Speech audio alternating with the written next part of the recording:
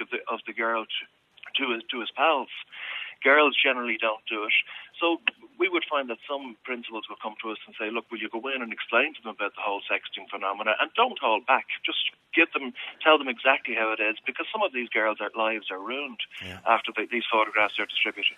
Let me bring in Kevin. Kevin, good afternoon, and Claire. Kevin. Hi, Joe. How are you? Good. What you were bullied in school? Yeah, I was about 15 years ago. I was in secondary school. Yeah. And from first year, it was all quiet. Everyone was kind of friendly with me. And then when I went into second year, people actually found out that I was gay. Okay. So they actually started bullying. There wasn't one person. It was literally the whole school that literally picked on me. I came home nearly every day with a busted nose. You know, God. I came home with some form of beating every day because of my sexuality. And when I was in third year, I was literally so sick and tired of what was going on with me. I tried to kill myself in the school. I literally slit my own wrist. Oh, God. And how did the school authorities, obviously they weren't dealing with it up to then. Yeah, the Kevin? school knew about it, that I was being bullied. My parents went down nearly every week trying to sort it out, and it was like, oh, they have no evidence. The school had no evidence of me being bullied. The school was literally brushing it aside. But you were being injured. You say a busted nose. Did you have any other injuries? I had a busted nose. I came home one day with my arm broken after a fight after school.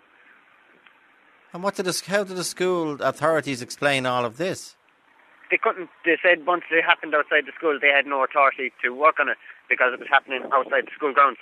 And how did they react then to your self-harm?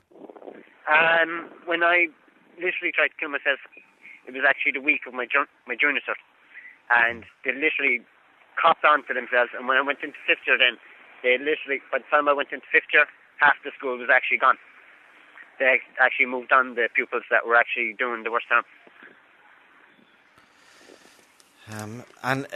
Did that resolve it when they seemed to take a very serious stand? Yeah, for me, because, you know, I was more comfortable in the school.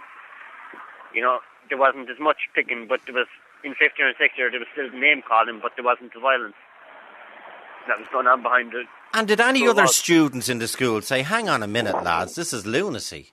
In other words, did any of your peers take a leadership position? I had no friends in the school. None of them would stand up and say, hang on, this is lunacy. None of them would literally stand up for me in the school.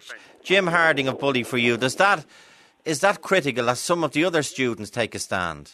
It's absolutely critical, Joe. We encourage bystanders to get involved. For someone to shout stop.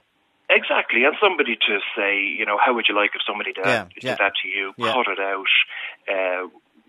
We wouldn't encourage them to join in the bullying, obviously, but we would encourage them to move towards the victim, to try and get the victim to walk away from the situation, or even if the bystander to go and tell a teacher or to tell an adult, which is really the most crucial thing. So for some of them to take, and we're hearing a lot of it in secondary schools. I know it's difficult in primary, younger age, but especially in secondary schools, for someone, a young girl or a young boy, one or two of them to take a leadership position and say, listen guys, hang on a minute.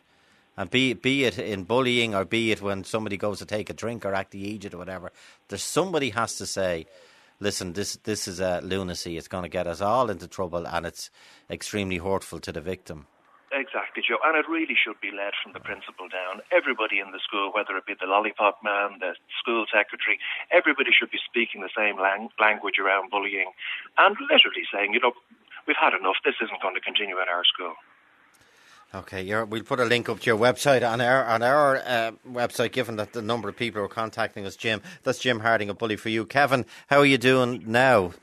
I'm good now, you know. Okay. I'm more mature, you know. I don't take any crap like that I used to, you know. Okay. You know, I'm against people who get bullied and all that now. Okay, good stuff. Thanks indeed, Kevin.